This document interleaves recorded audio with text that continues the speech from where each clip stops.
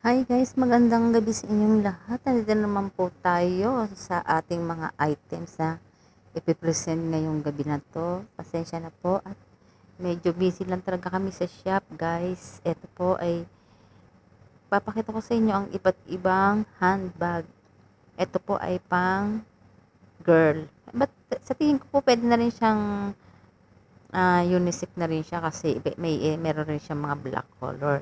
At iba-ibang color at iba-ibang logo. Siyempre, hindi mawawala ang Louis Vuitton, Gucci, Coach. Ayan po.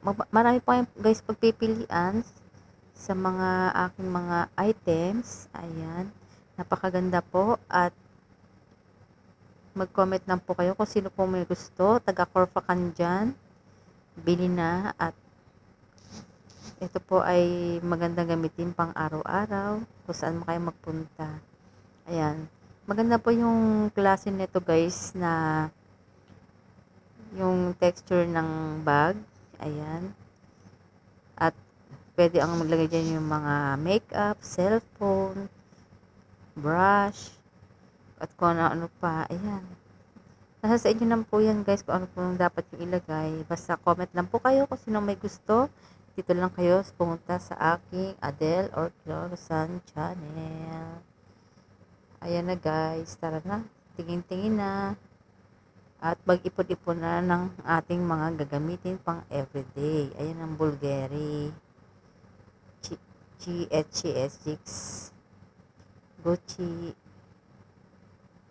Ayan si Gucci. Ayan ang gusto kong kulay ng Gucci. Napakaganda. Ayan. Hindi po kayo guys manghihinayang sa mga binili nyo.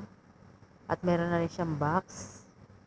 Ayan, makikita nyo po yan. At maganda po yan. Kahit yung box napaka matibay. Pwede nyo po yan ibalik ulit sa susunod na gamit nyo.